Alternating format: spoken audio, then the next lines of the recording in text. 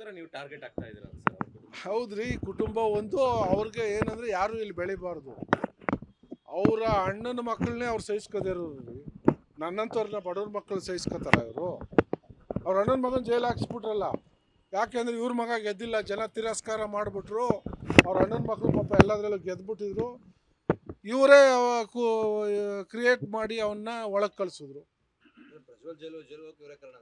ನೂರಕ್ಕೆ ನೂರು ಅವರೇ ಕಾರಣ.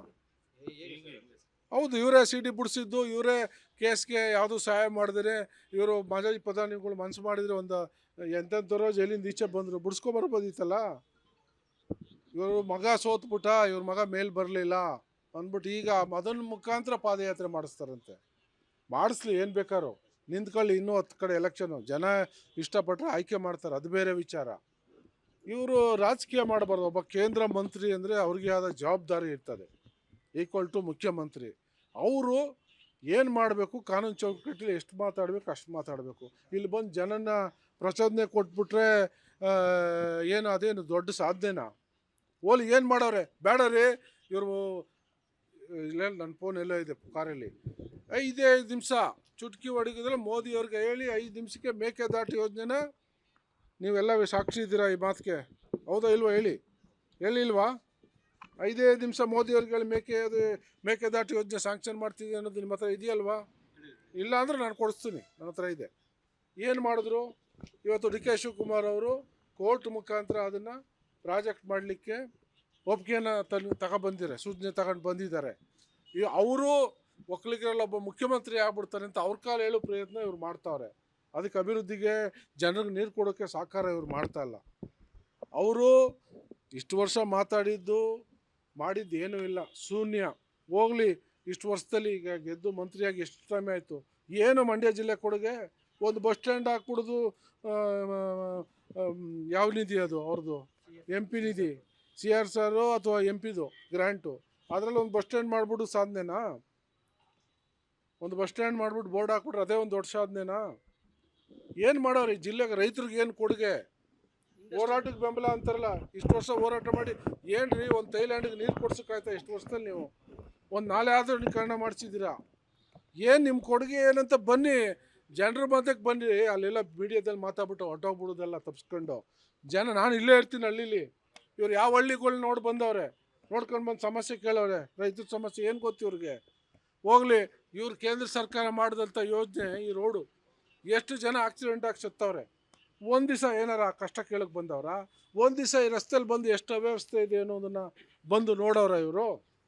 ಹಾಂ, ನಾನು ಜಿಲ್ಲೆಗೆ ಕೈಗಾರಿಕೆ ತರ್ತಿದ್ದೆ, ನಾಳೆ ತರ್ರಿ. ಇದು ಸವಾಲು. ನಾನೇ 60-70 ಎಕರೆ ಇಲ್ಲೇ ಕೊಡ್ತೀನಿ. ಸವಾಲು. ಅವ್ರಿಗೆ ತಾಕತ್ತಿದ್ರೆ ತಗೊಬರ್ಲಿ, ಉದ್ಯೋಗ ಕೊಡಲಿ ನಮ್ಮ ಯುವಕರಿಗೆ.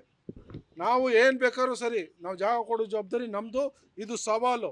ಅವರು ತಾಕತ್ತಿದ್ರೆ ಅದು ಯಾವ ಕೈಗಾರಿಕೆ ತಗೊಬರ್ತಾರೆ ತಗೊಬರ್ಲಿ. ನಾನು ಮೊದಲು ನಾವು ಸರ್ಕಾರದ ಭಾಗವಾಗಿದ್ದೀವಿ. KIDB ಎಲ್ಲಿಂದ ಕೊಡ್ತಾರೆ? ಸರ್ಕಾರದ ಭಾಗವಾಗಿ. ಇವ್ರೇನು ತತ್ತಾರೆ ಹಂಗಾರೆ? ಇವ್ರು ಕೈಗಾರಿಕೆ ತರೋಕೆ ಇವ್ರು ಯಾರು? ಕೈಗಾರಿಕೋದ್ಯಮಿಗಳು ಕೈಗಾರಿಕೆ ಹಾಕ್ತಾರೆ. ಇವ್ರದ್ದೇನು ಪಾತ್ರ ಹಂಗಾರೆ? ಯಾಕೆ ಕೈಗಾರಿಕೆ ಮಂತ್ರಿ ಆಗೋರು ಇವರು? ಯಾರು? ಏನು ನಿಮ್ಮದು ಹೆಸರು ಹೇಳ್ರಿ, ನಿಮ್ದು ಯಾವುದು ಕೈಗಾರಿಕೆ ಅಂತ? ಮೂಲ ಸೌಕರ್ಯ ಕೊಡ್ತೀವಿ, ಜಾಗನೂ ಕೊಡ್ತೀವಿ. ನೀವು ಯಾವ ಇಂಡಸ್ಟ್ರಿ ತರ್ತೀರಿ, ಎಷ್ಟು ಜನಕ್ಕೆ ಉದ್ಯೋಗ ನಮ್ಮ ಜಿಲ್ಲೆಯವರು ಕೊಡ್ತೀರಿ ಅಂತ ನೀವು ಅನೌನ್ಸ್ ಮಾಡಿ. ಜಾಗ ಕೊಡಲಿಲ್ಲ ಅಂದ್ರೆ ಆಮೇಲೆ ಮಾತಾಡಲಿ, ಪಬ್ಲಿಕಲ್ಲಿ ಬರಲಿ. ಇನ್ನೂ ಹೆಚ್ಚಂದರೆ ನಾನು ಹೇಳಿದ್ನಲ್ಲ, ಡಿಬೇಟಿಗೆ ಬರಲಿ, ಚೆನ್ನಾಗಿ ಕರಿವ. ಜನನ ಪಾದಯಾತ್ರೆಗೆ ಪ್ರಚೋದನೆ ಮಾಡಿ ಕರ್ಕೊಂಡು ಹೋಗ್ತೀವಿ ಅಂತಾರಲ್ಲ, ಜನನ ಕರಿವ. ಎಲ್ಲರೂ ಸೇರಿಸೋ 50,000 ಜನನ ಡಿಬೇಟಿಗೆ ಬರಲಿ. ಜನರೂ ಹೇಳಲಿ ಯಾರ ಕಾಲದಲ್ಲಿ ಏನು ಅಭಿವೃದ್ಧಿ ಆಗದೆ, ರೈತರಿಗೆ ಏನು ಅನುಕೂಲ ಆಗಿದೆ ಅನ್ನೋದು ಜನರೂ ಹೇಳಲಿ ಅವ್ರ ಮುಂದೆ. ನಾವು ಹೇಳ್ತೀವಿ ನಮ್ಮ ದಾಖಲೆ ಸಮೇತ ಕೆಲಸನ, ನಮ್ಮ ಸರ್ಕಾರದ್ದು. ಇವರು ಆಗಿದ್ದ ಕಾಲದಲ್ಲಿ ಏನು ಮಾಡೋರು ಅದನ್ನು ಹೇಳಲಿ. ಇಲ್ಲಿ ಬಂದ್ಬಿಟ್ಟು ಭಾವನಾತ್ಮಕ ಮಾತಾಡ್ಬಿಟ್ಟು ಜನರನ್ನ ಮರಳು ಮಾಡಿಬಿಟ್ಟು ಓಟ್ ತಗೊಂಡು ಗೆದ್ಬಿಡಂಗ ಅಭಿವೃದ್ಧಿ ಮಾಡೋಕ್ಕೂ ಆಸಕ್ತಿ ಇರಬೇಕು, ಛಲ ಇರಬೇಕು, ರೈತರ ಕಷ್ಟ ತಿಳ್ಕೊಂಡಿರಬೇಕು. ಬರೀ ಭಾಷಣದಲ್ಲಿ, ಪೇಪರಲ್ಲಿ, TV ಹೇಳ್ಬಿಟ್ರೆ ಆಗಲ್ಲ. ಪ್ರಾಮಾಣಿಕವಾಗಿ ತೋರಿಸ್ಲಿ, ಅವ್ರು ಕೆಲಸ ಮಾಡಿ, ಆಮೇಲೆ ಮಾತಾಡಲಿ. ಅವರು ಕುಟುಂಬಕ್ಕೋಸ್ಕರ ನೀವು ಟಾರ್ಗೆಟ್ ಆಗ್ತಾ ಇದ್ದೀರಾ ಸರ್? ಹೌದ್ರಿ, ಕುಟುಂಬ ಒಂದು ಅವ್ರಿಗೆ ಏನಂದ್ರೆ ಯಾರು ಇಲ್ಲಿ ಬೆಳಿಬಾರ್ದು. ಅವರ ಅಣ್ಣನ ಮಕ್ಕಳನ್ನೇ ಅವ್ರು ಸಹಿಸ್ಕೋದಿರೋರು. ನನ್ನಂಥವ್ರನ್ನ ಬಡವ್ರ ಮಕ್ಕಳು ಸಹಿಸ್ಕೊತಾರ ಇವರು. ಅವ್ರ ಅಣ್ಣನ ಮಗನ ಜೈಲು ಹಾಕ್ಸ್ಬಿಟ್ರಲ್ಲ, ಯಾಕೆಂದರೆ ಇವ್ರ ಮಗ ಗೆದ್ದಿಲ್ಲ, ಜನ ತಿರಸ್ಕಾರ ಮಾಡಿಬಿಟ್ರು. ಅವ್ರ ಅಣ್ಣನ ಮಕ್ಕಳು ಪಾಪ ಎಲ್ಲದರಲ್ಲೂ ಗೆದ್ದುಬಿಟ್ಟಿದ್ರು. ಇವರೇ ಕ್ರಿಯೇಟ್ ಮಾಡಿ ಅವನ್ನ ಒಳಗೆ ಕಳಿಸಿದ್ರು. 100% ಅವರೇ ಕಾರಣ. ಹೌದು, ಇವರೇ ಸಿಡಿ ಬಿಡಿಸಿದ್ದು, ಇವರೇ ಕೇಸ್ಗೆ ಯಾವುದು ಸಹಾಯ ಮಾಡಿದ್ರೆ, ಇವರು ಮಾಜಿ ಪ್ರಧಾನಿಗಳು ಮನಸ್ಸು ಮಾಡಿದರೆ ಒಂದು ಎಂತೆಂಥವ್ರೋ ಜೈಲಿಂದ ಈಚೆ ಬಂದರು, ಬಿಡಿಸ್ಕೊಬರ್ಬೋದಿತ್ತಲ್ಲ. ಇವರು ಮಗ ಸೋತ್ಬಿಟ್ಟ, ಇವ್ರ ಮಗ ಮೇಲೆ ಬರಲಿಲ್ಲ ಅಂದ್ಬಿಟ್ಟು ಈಗ ಅದನ್ನ ಮುಖಾಂತರ ಪಾದಯಾತ್ರೆ ಮಾಡಿಸ್ತಾರಂತೆ. ಮಾಡಿಸ್ಲಿ, ಏನು ಬೇಕಾರೋ ನಿಂತ್ಕೊಳ್ಳಿ. ಇನ್ನೂ 10 ಕಡೆ ಎಲೆಕ್ಷನು, ಜನ ಇಷ್ಟಪಟ್ಟರೆ ಆಯ್ಕೆ ಮಾಡ್ತಾರೆ, ಅದು ಬೇರೆ ವಿಚಾರ. ಇವರು ರಾಜಕೀಯ ಮಾಡಬಾರ್ದು. ಒಬ್ಬ ಕೇಂದ್ರ ಮಂತ್ರಿ ಅಂದರೆ ಅವ್ರಿಗೆ ಆದ ಜವಾಬ್ದಾರಿ ಇರ್ತದೆ, ಈಕ್ವಲ್ ಟು ಮುಖ್ಯಮಂತ್ರಿ. ಅವರು ಏನು ಮಾಡಬೇಕು, ಕಾನೂನು ಚೌಕಟ್ಟಲ್ಲಿ ಎಷ್ಟು ಮಾತಾಡಬೇಕು ಅಷ್ಟು ಮಾತಾಡಬೇಕು. ಇಲ್ಲಿ ಬಂದು ಜನನ ಪ್ರಚೋದನೆ ಕೊಟ್ಬಿಟ್ರೆ ಏನು ಅದೇನು ದೊಡ್ಡ ಸಾಧನೆನಾ? ಓಲಿ ಏನು ಮಾಡವ್ರೆ? ಬೇಡ ರೀ, ಇವರು ಇಲ್ಲ, ನನ್ನ ಫೋನ್ ಎಲ್ಲ ಇದೆ ಕಾರಲ್ಲಿ. 5 ನಿಮಿಷ ಚುಟ್ಕಿ ಹೊಡಿಗಿದ್ರೆ ಮೋದಿಯವ್ರಿಗೆ ಹೇಳಿ 5 ನಿಮಿಷಕ್ಕೆ ಮೇಕೆದಾಟು ಯೋಜನೆನ ನೀವೆಲ್ಲ ಸಾಕ್ಷಿ ಇದ್ದೀರಾ ಈ ಮಾತಿಗೆ, ಹೌದಾ ಇಲ್ವಾ? ಹೇಳಿಲ್ವಾ? 5 ನಿಮಿಷ ಮೋದಿಯವ್ರಿಗೆ ಹೇಳಿ ಮೇಕೆದಾಟು ಯೋಜನೆ ಸ್ಯಾಂಕ್ಷನ್ ಮಾಡ್ತಿದ್ದೆ ಅನ್ನೋದು ನಿಮ್ಮ ಹತ್ರ ಇದೆಯಲ್ವಾ? ಇಲ್ಲ ಅಂದರೆ ನಾನು ಕೊಡಿಸ್ತೀನಿ, ನನ್ನ ಹತ್ರ ಇದೆ. ಏನು ಮಾಡಿದ್ರು? ಇವತ್ತು ಡಿ ಕೆ ಶಿವಕುಮಾರ್ ಅವರು ಕೋರ್ಟ್ ಮುಖಾಂತರ ಅದನ್ನು ಪ್ರಾಜೆಕ್ಟ್ ಮಾಡಲಿಕ್ಕೆ ಒಪ್ಪಿಗೆನ ತಗೊಬಂದಿದ್ದಾರೆ, ಸೂಚನೆ ತಗೊಂಡು ಬಂದಿದ್ದಾರೆ. ಅವರು ಒಕ್ಕಲಿಗರಲ್ಲಿ ಒಬ್ಬ ಮುಖ್ಯಮಂತ್ರಿ ಆಗ್ಬಿಡ್ತಾರೆ ಅಂತ ಅವ್ರ ಕಾಲ ಹೇಳೋ ಪ್ರಯತ್ನ ಇವ್ರು ಮಾಡ್ತಾವ್ರೆ.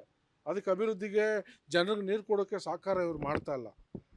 ಅವರು ಇಷ್ಟು ವರ್ಷ ಮಾಡಿದ್ದು ಏನೂ ಇಲ್ಲ, ಶೂನ್ಯ. ಹೋಗಲಿ, ಇಷ್ಟು ವರ್ಷದಲ್ಲಿ ಈಗ ಗೆದ್ದು ಮಂತ್ರಿಯಾಗಿ ಎಷ್ಟು ಟೈಮ್ ಆಯಿತು? ಏನು ಮಂಡ್ಯ ಜಿಲ್ಲೆ ಕೊಡುಗೆ?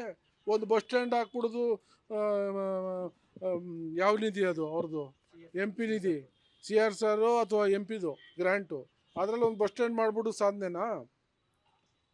ಒಂದು ಬಸ್ ಸ್ಟ್ಯಾಂಡ್ ಮಾಡಿಬಿಟ್ಟು ಬೋರ್ಡ್ ಹಾಕ್ಬಿಟ್ರೆ ಅದೇ ಒಂದು ದೊಡ್ಡ ಸಾಧನೆನಾ?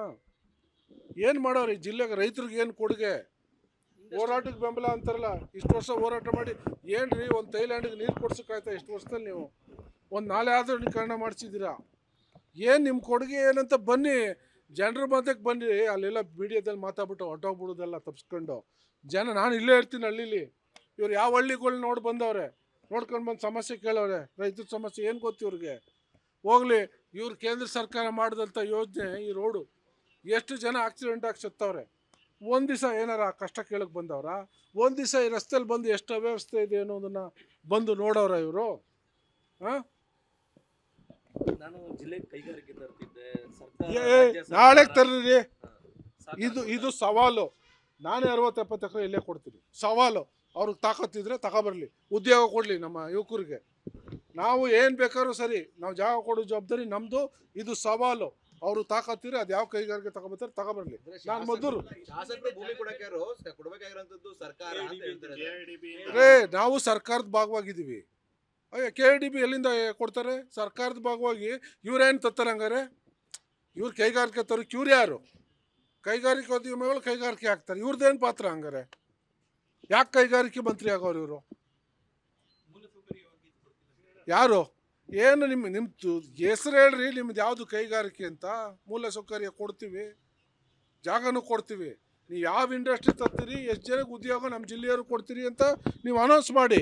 ಜಾಗ ಕೊಡಲಿಲ್ಲ ಅಂದ್ರೆ ಆಮೇಲೆ ಮಾತಾಡಲಿ, ಪಬ್ಲಿಕಲ್ಲಿ ಬರಲಿ.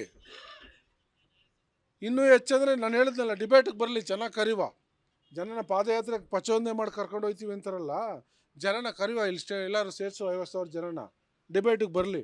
ಜನರನ್ನು ಹೇಳಲಿ ಯಾರ ಕಾಲದಲ್ಲಿ ಏನು ಅಭಿವೃದ್ಧಿ ಆಗದೆ, ರೈತರಿಗೆ ಏನು ಅನುಕೂಲ ಆಗಿದೆ ಅನ್ನೋದು ಜನರನ್ನು ಹೇಳಲಿ ಅವ್ರ ಮುಂದೆ. ನಾವು ಹೇಳ್ತೀವಿ ನಮ್ಮ ದಾಖಲೆ ಸಮೇತ ಕೆಲಸನ, ನಮ್ಮ ಸರ್ಕಾರದ್ದು. ಇವರು ಆಗಿದ್ದ ಕಾಲದಲ್ಲಿ ಏನು ಮಾಡೋರೇನೋ ಅದನ್ನು ಹೇಳಲಿ. ಇಲ್ಲಿ ಬಂದ್ಬಿಟ್ಟು ಭಾವನಾತ್ಮಕ ಮಾತಾಡ್ಬಿಟ್ಟು ಜನರನ್ನ ಮರಳು ಮಾಡಿಬಿಟ್ಟು ಓಟ್ ತಗೊಂಡು ಗೆದ್ಬಿಡಂಗ ಅಭಿವೃದ್ಧಿ ಮಾಡೋಕ್ಕೂ ಆಸಕ್ತಿ ಇರಬೇಕು, ಛಲ ಇರಬೇಕು, ರೈತರ ಕಷ್ಟ ತಿಳ್ಕೊಂಡಿರಬೇಕು. ಬರೀ ಭಾಷಣದಲ್ಲಿ, ಪೇಪರಲ್ಲಿ, TV ಹೇಳ್ಬಿಟ್ರೆ ಆಗಲ್ಲ. ಪ್ರಾಮಾಣಿಕವಾಗಿ ತೋರಿಸ್ಲಿ, ಅವ್ರು ಕೆಲಸ ಮಾಡಿ, ಆಮೇಲೆ ಮಾತಾಡಲಿ ಅವರು.